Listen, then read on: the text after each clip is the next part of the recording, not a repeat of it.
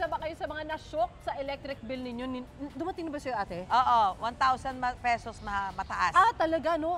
Kasi record-breaking, ang init levels natin equals record-breaking din ang ating bill. Ayun, at baka makatulong po sa inyo itong mga solar-powered appliances na makakatipid sa kuryente. Yan ang ibibida namin dito sa UH Budol Fund! Excited kami dito mga nagbabayad ng kuryente. Nag-ano na nga ako ng bibilhin dito eh. Diba ate? Nakamark ka na nga kay ate Su. Yung iba para ibigay sa atin mga kuryente tipid tips. Makakasama natin si Myrick Garcia. Good morning, and welcome sa Unang Girit. Welcome!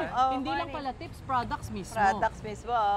First of all, Myrick, ano ba ang kagandahan sa paggamit ng solar-powered items? Ang maganda po sa paggamit ng solar items, ito po ay renewable energy, sustainable energy. Hindi na po natin kailangan gumamit ng kuryente. Okay. Kailangan lang po natin itong ibilad sa sikat ng araw at ito na po ay maaari na magamit. Especially now na napaka-init. Perfect, diba? Nagre-reklamo din naman tayo dun sa init. Correct, oo. At least meron ka na-generate na pakinabang Correct. sa matinding init ng araw, di ba, Myrick? Yes, Oo. Kay Susie, ito isa-isayin natin. At may mga kanya na tayo, mine na tayo, di ba? Ay, no, ate. Tira mo naman kami.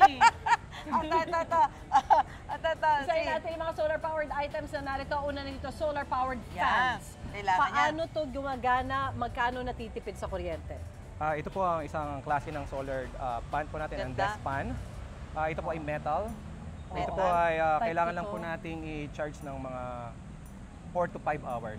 Okay. 4 to 5 hours. So, Opo. nakabilad lang naman yan, di ba? Opo. At gaano katagal, yung kunwari, na fully charged after 4 to 5 hours, gaano katagal siya pwede gamitin? Pwede po magamit yan ng mga 6 to 8 hours po, ma'am. Pwede na. Pwede. Okay. So, salitan nito dun sa regular fan ninyo, pwede? Yes, pwede po. Oo, kasi matagal-tagal din siya charge. Magkano naman? Magkaiba to ito kasi parang plastic. Opo, ito pong isa nito ay plastic. Okay. Ang po niya. Ang halaga po nito, usually mga nasa 1.8 to 2.5 po yan. Ganon. Ito mas mahal to. Opo, mahal po ito kasi po ay metal. Oo. Okay. Nag-range naman po ng 2.5 to 3.5. Okay. So, mine na yan. Ate, alin sa'yo? Hindi pwede lahat, Char.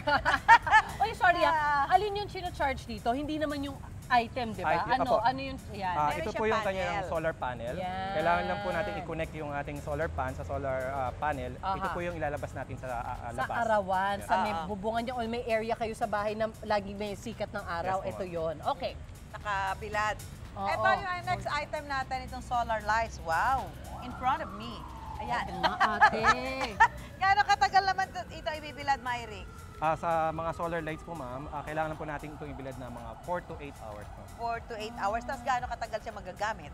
Magagamit naman po ito ng mga 10 to 15 hours, ma'am. Wow!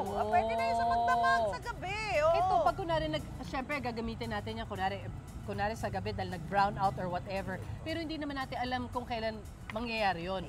Kung fully charged ba tong panel ko, yung baterya ko, will it remain fully charged o pag hindi siya ginagamit ay nadidrain din siya? It will remain po fully charged, ma'am. Anytime po pwede po siyang magamit. Basta hindi mo siya gamitin, nandyan lang yung power yes, niya. ma'am. Okay. Ito, bigyan muna kami ng price range ito. Ayun, dahil, tama, ate. Maghahati kami susi. Yun nga. Okay. Ito po yung tinatawag na solar bulb light. Okay. Usually po, nag-range lang po ito sa mga 400 to Sige, asan 800. yung Not plastic? bad, ha?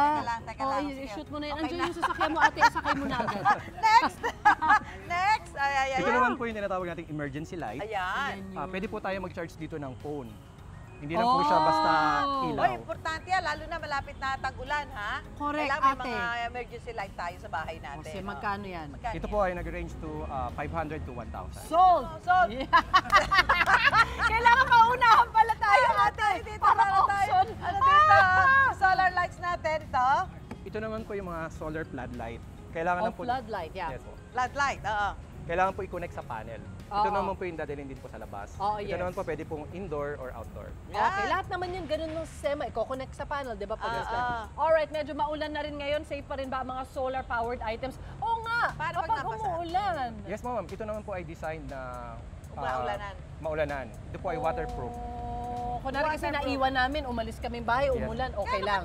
Gaano ba katagal, Myrick? Usually, ang lifespan ng mga solar-powered items. Ito po ay nag-range to 3 to 5 years, ma'am. Pwede na, bawi na tayo nun. Totoo naman. Actually, bawing-bawi. Myrick, maraming salamat Thank you, sa iyo. Myrick. Yes po. Oo, mga kapuso, para makatipid sa inyong konsumo sa kuryente, add to cart At na. start na! At for more Boodle Finds, tutok lang lagi dito sa Unang Hirit! Ayun pa yung ating mga ano. Meron pa dito mga sa ang pambote. dami.